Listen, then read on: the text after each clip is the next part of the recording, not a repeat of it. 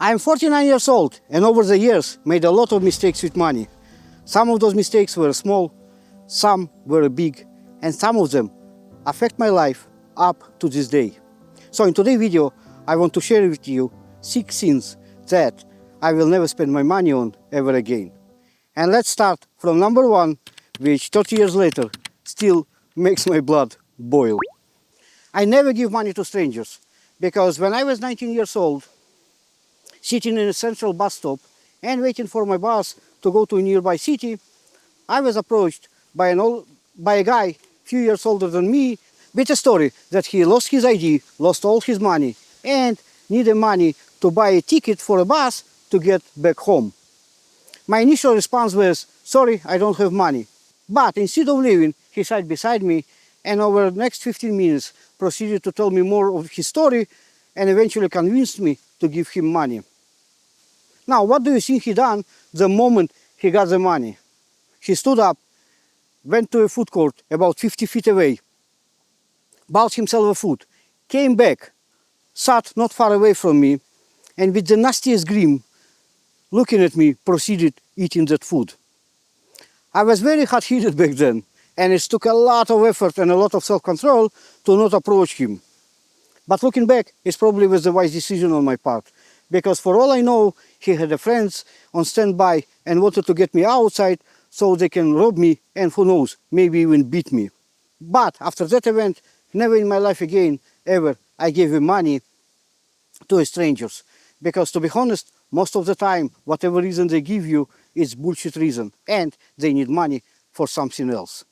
That being said, people can be in the need and I have a soft spot for the people going hungry. So when I was living in Toronto, making good income, anytime I would be in the downtown, and let me tell you, downtown of Toronto has a lot of homeless.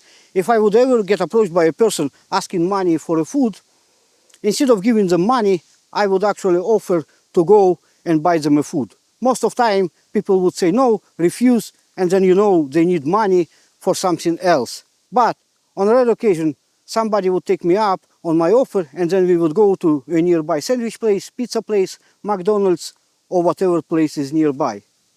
But as a rule, I never give money to strangers because, as I said, a lot of time when they ask you for money, it's not for the reason they're telling you. Number 2, I never loan money to family or very close friends. And there is a reason why I put 2 of them together, which I will get back in a minute. But let's start about family. Now, I know everybody has a different situation with the family. Some have very close ties with their families, some not. For me, unfortunately, out of the entire family, which is not that big, I have a close ties only with one family member. And you better believe, if that person needs my help, they don't need to ask me. I will be the first in line offering my help, and any money I give them will be a gift. It never will be a loan. In fact, once that money is given, I will never mention it again, I will never ask for it, and it's like done and gone. And same goes for the friends. And I'm talking about real friends here, people who you know for years, people with whom you went through some life hardships, people who you know will be there beside you if you need them. So I'm not talking here about a drinking buddy on a Saturday night. I'm talking about real friends. For those people, if they ever need my help, I will be the first to offer it. And any money I give them, once again, I will never ask for it back. If they want, they can give it back, but I will never mention it again. My father told me once something that stuck with me for the rest of my life. He told me, if you have a very close friend who you know needs your help and you are not there offering it, then maybe you are not considering him to be such a good friend. And he also told me something else. He told me that if you have a very close friend, you never want to put them in a situation where they are obliged to help you. And if they know you need the help and they don't come and offer it, then maybe your friendship not as good as you think it is. Number 3, I don't do emotional or rushed purchases. And that one is still a work in progress for me. Being an IT person, I really get excited by some cool gadgets or some cool items that I don't really need, but I want it so badly. So instead, what I started doing is that I will tell myself that I will buy it, but I will wait a week and see if I really need it. And if I still feel like I really need it, then I will go and pay for it.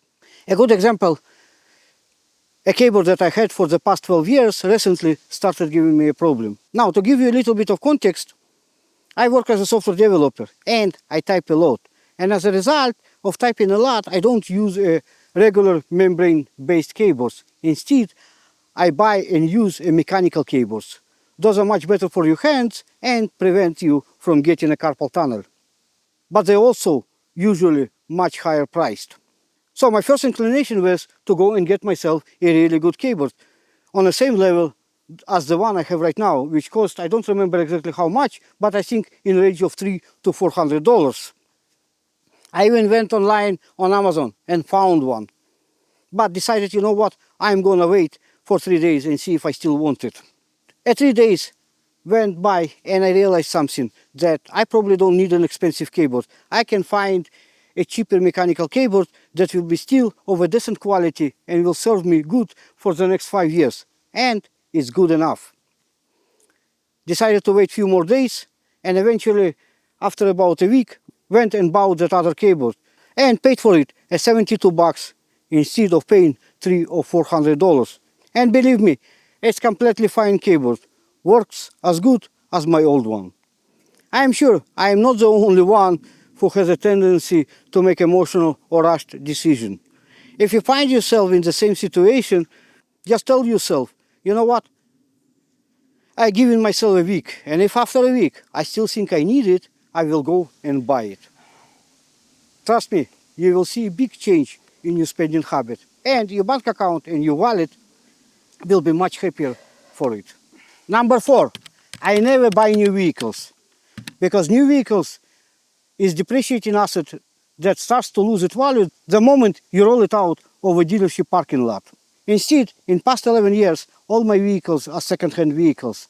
And I usually don't buy them from somebody private, but from a dealership. Because dealerships always have a mechanic on set that can check the vehicle before they take it off somebody.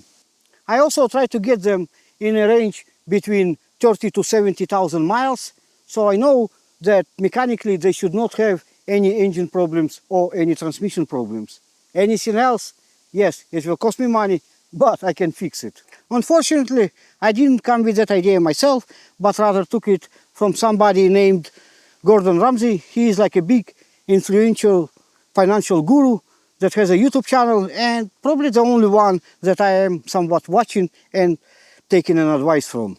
Sure, if I were ultra rich and didn't care much about money, I would get myself a new vehicles because, let's be honest, they do look nice. But being a regular person, I think it makes much more sense for me to go for second-hand vehicles that are in good condition. And a good example of it, my current Silverado 2013 vehicle, which I got when it had 70,000 miles on speedometer. It is currently sitting on 270,000 miles, and the engine and transmission is still in good condition. And sure, it's old now and has its fair share of problems. In fact, something breaks all the time.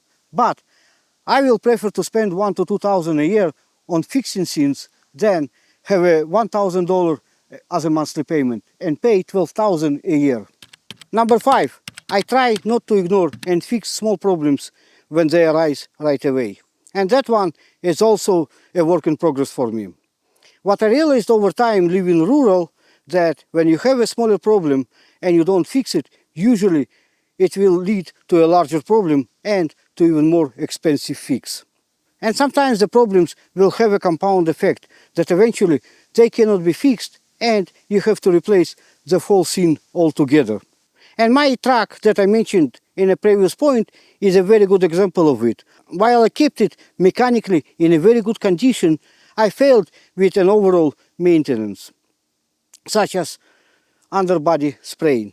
I live in northern Ontario, and over here in the winter, they dump so much salt on the road that it's not even funny. And so now my truck body is in such a bad shape that it can't be fixed any longer. I will have to replace my truck eventually in a year or two. So fix your problems as they come, because you will either end up with more problems or with larger problems and spend more money or you will have to pay a full amount to get a full replacement of the item that you didn't fix. Number 6, I try not to buy the cheapest items I can find, because from the experience, the cheapest item seems to not have a long lifespan.